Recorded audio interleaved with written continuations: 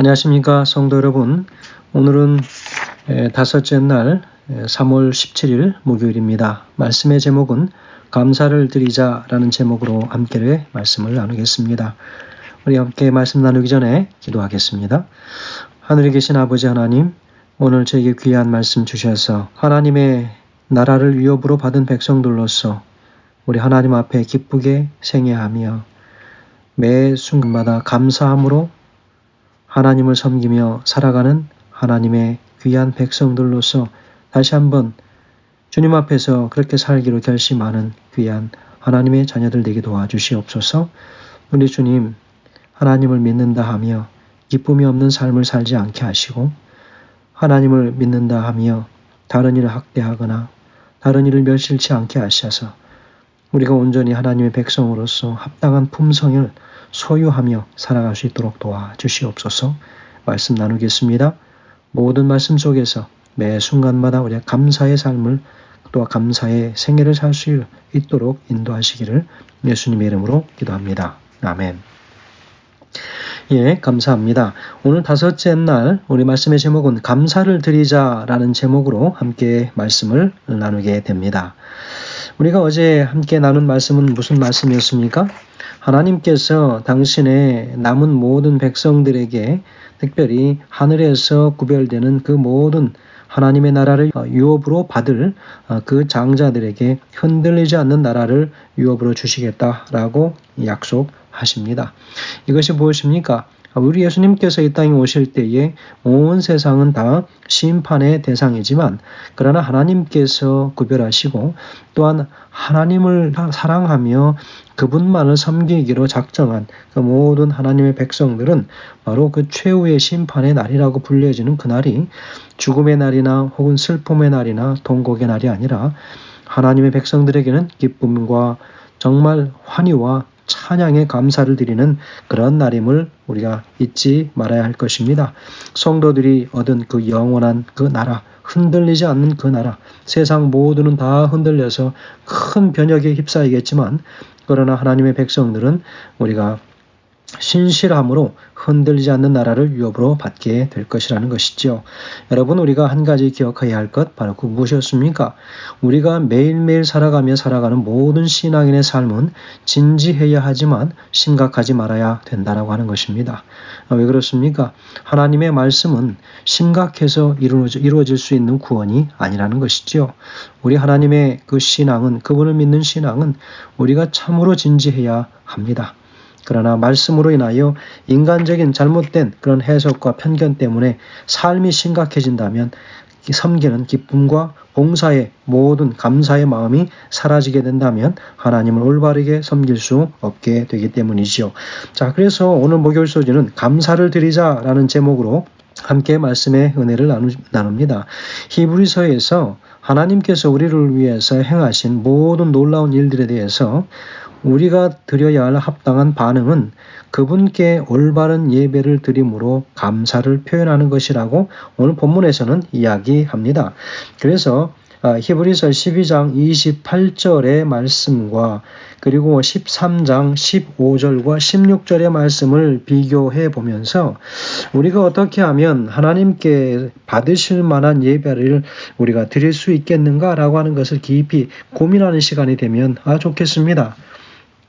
여러분, 우리가 하나님께 예배하면서 기쁘지 못한 또 감사가 넘치지 못하는 그런 예배를 드린 적이 많지 않습니까? 우리가 그래서 이 시간을 통해서 우리가 이 두 말씀들을 비교함으로 우리 신앙 속에서 부족하여 결여되었던 부분들이 무엇이며 또한 우리가 신앙 속에서 하나님께 감사의 선물로 받은 것들이 또한 무엇인지를 비교하여서 생각해 볼 수 있는 시간이 되면 참으로 좋겠습니다. 자, 히브리서 12장 28절에 이렇게 기록합니다. 그러므로 우리가 진동치 못할 나라를 받았은즉 하나님의 나라지요 은혜를 받자 이로 그 은혜를 붙잡자라고 하는 것이지요.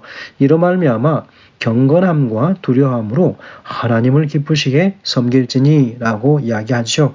하나님은 언제든지 구약 성경이나 신약 성경에서도 하나님을 두려움과 떨림으로 경건함과 두려움으로 하나님을 섬길 때 우리 하나님께서는 기쁘신 예배를 받으신다라고 하는 사실을 오늘 우리가 생각해 보게 됩니다. 오늘 이 본문의 말씀에서 주신 이 말씀에는 옛 언약의 제도에서 동물을 제물로 바치는 것은 사람들이 회개와 감사를 표현하는 방법이었습니다. 그러나 이 제물들은 예배하는 자의 마음에 있는 감사와 회개를 표현하는 것이어만 했습니다. 그래서 하나님께서는 성경의 여러 말씀들을 통해서 그분을 진정으로 기쁘시게 하는 것은 동물을 잡아서 드리는 피가 아니라 감사와 선한 행실과 예배자의 의로움이라고 오늘 분명히 성경에서는 이야기하고 있습니다.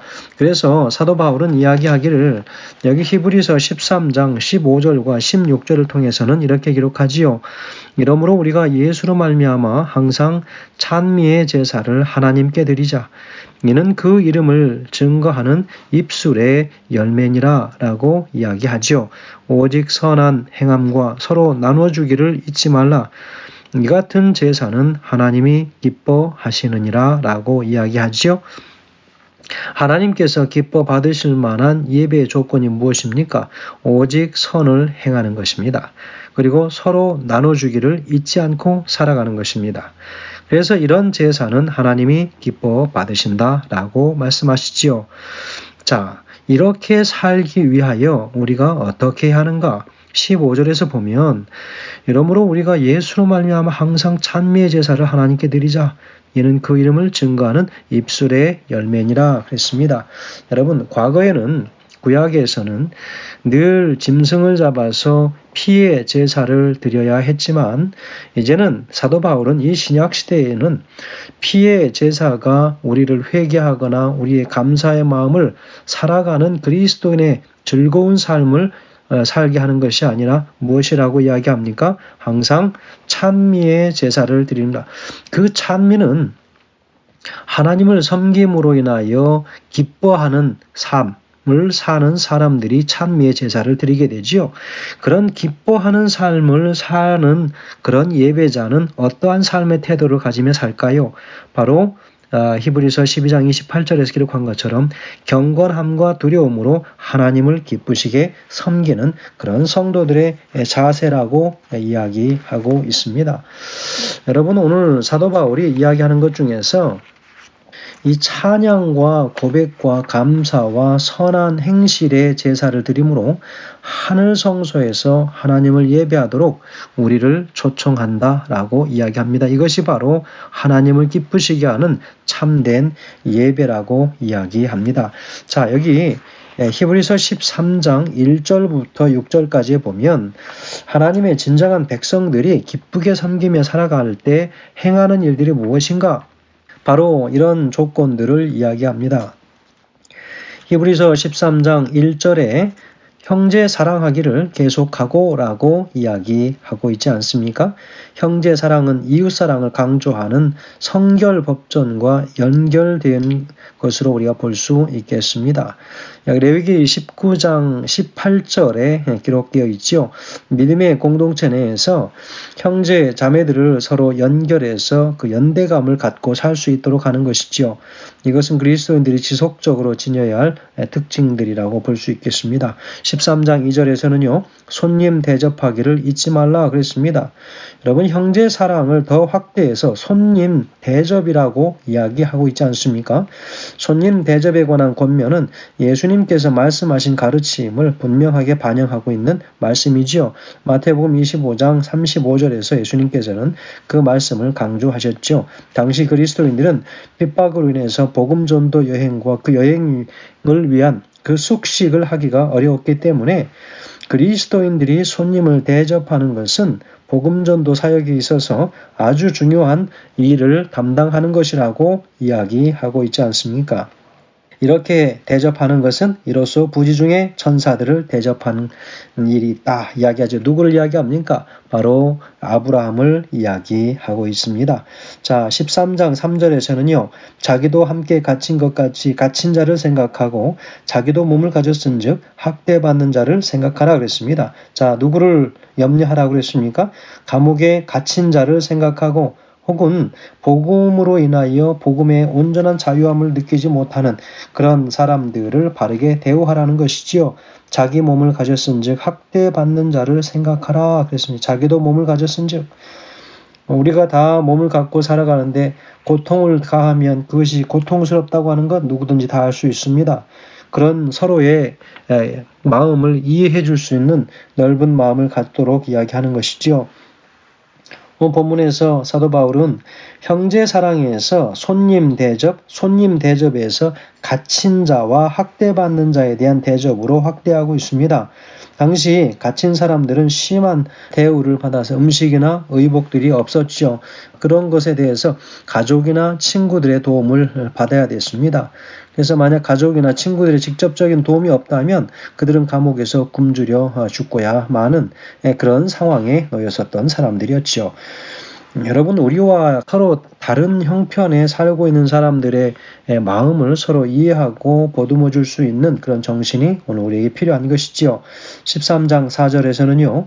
모든 사람은 혼인을 귀히 여기고 침소를 더럽히지 않게 하라. 하나님이 심판하겠다는 것입니다. 간음하지 말라는 것이지요. 그래서 여러 남녀 어느 누구나 할 것 없이 결혼에 관한 분명한 약속을 서로를 향하여 지키라고 하는 것이지요. 그것은 하나님께서 심판하실 일이라고 이야기합니다.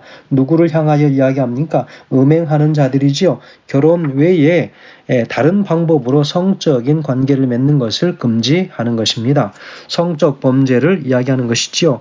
두 번째는요, 간음하는 자들입니다. 그래서 결혼식 할 때에 서원했었던 그것들을 바르게 지키며 살아가라고 하는 것이지요. 13장 5절과 6절입니다. 돈을 사랑치 말고 있는 바를 족한 줄로 여기라 이야기합니다.